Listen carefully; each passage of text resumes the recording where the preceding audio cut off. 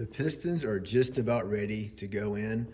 One thing I did differently on this build this time, whenever I checked the plastic gauge for the connecting rods, I didn't put the rings on. So that way I could just slide them in easy. That way if there was an issue, I wouldn't have to worry about compressing those rings twice. Probably wouldn't be a big deal, but I remember it was really difficult for me last time. So that was a little something I did to make things easier. There's some plastic gauge on these rod end caps. So they're just kind of sitting in some ATF, and then I'll be able to just kind of wipe those away.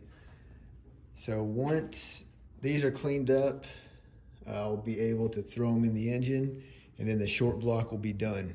About to put the final rod end cap on, hit this thing hot rod style, and then the short block's done. And just like that, the short block is done. This one took me a little bit longer than the one that's in the white car, but that's good because I took my time. I got a couple of readings on the rod journals that I didn't love, and instead of just powering through it, I reread the Haynes manual. Figured out that the rod caps are supposed to be torqued down in 3 steps, not 2 like I did initially. So after I did that, they all ended up pretty uniform. I'm happy with this little thing, but I don't want to talk about engines. I want to go off on a tangent instead. So before my Fox body obsession, I was skateboarding obsessed, and reliving the glory days and all that. There was one thing I tried that kind of set me apart from my buddies. We all had our moments, and mine was I tried to jump what we call in the skateboarding world a gap. It was a parking lot to parking lot.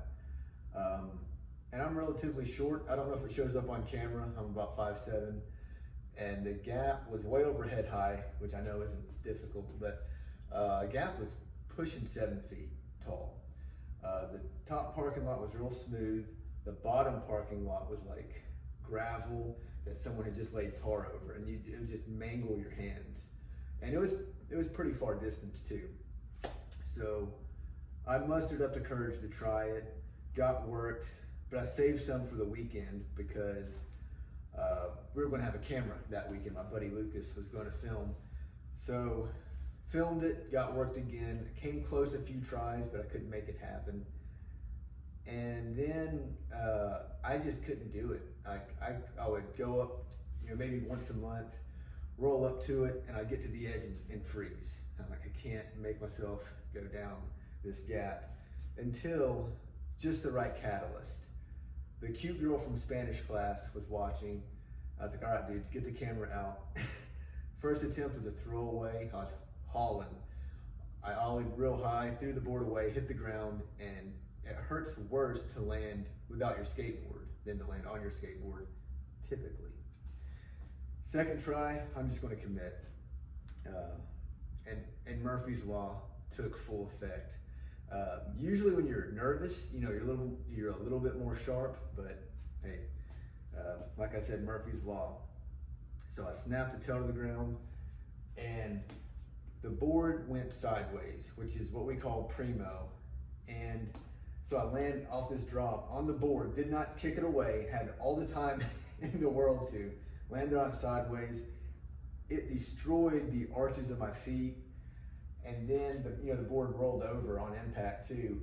So it was like my butt was magnetized to the ground, and I just hit my butt so hard, immediately got a headache. I was going through this phase where, I don't know, I was kind of edgy or stupid, but I'd wear these, ironically, Walmart, quarter change rings, and every finger that had a ring on it bled whenever I gave the ground the high five because my finger sausaged up so bad.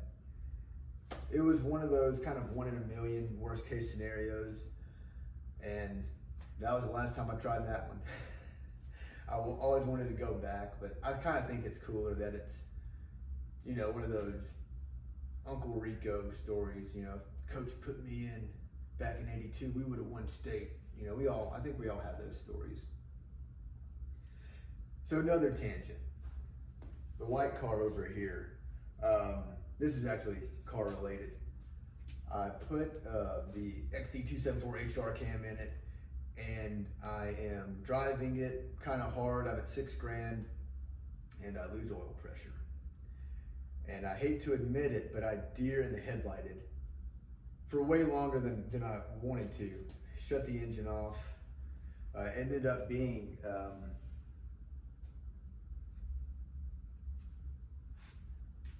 I can't remember.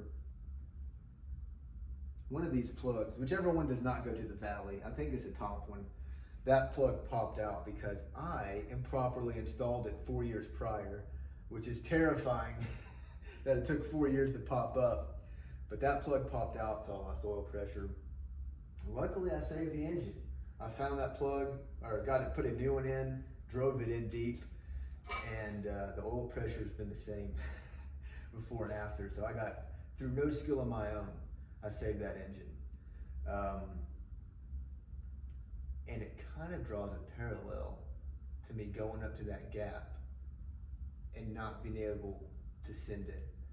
Ever since then, it's just been a 3,000 RPM car. And it was a wake-up call. It was terrifying, and I realized if this thing goes, like, this is my daily driver. Yeah, can you daily drive a Fox? I've done it for 7 years. Rain, shine, snow, I've done it. But I don't race it because it is the only one I got. So I cannot, the logistics of my life will not allow another cool car. I'm tapped out.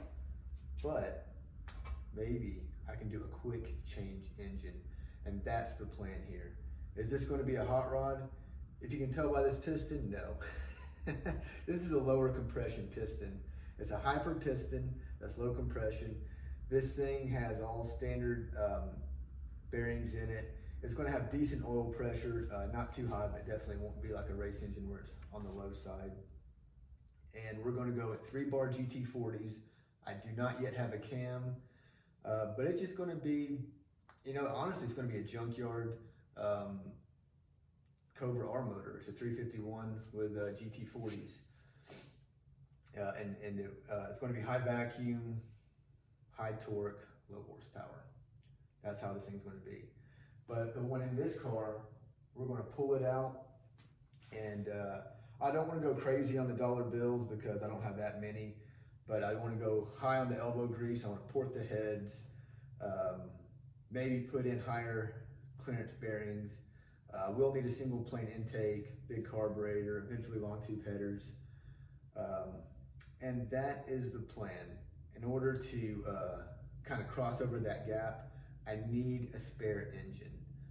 If an axle breaks or a transmission breaks, I have a really awesome junkyard I can go to, and I'm not afraid of putting a JY transmission or axle in the car. There's just so many parts to an engine though. I could not just throw a junkyard engine in, just, you know, sight unseen, if that makes sense. But that is the story. That's the tangent. This thing's going to be mild. This one's going to be a little bit wild.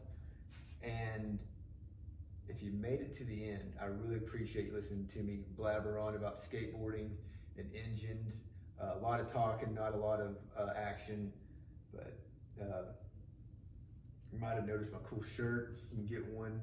We'll put a link in the description and everything. And we'll see you next time. Oh, man. Next try. That's a trick.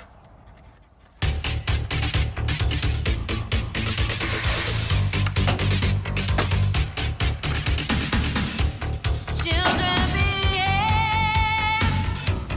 That's what they say when we're together. I watch how you play. They don't understand, and so we're running just as fast as we can.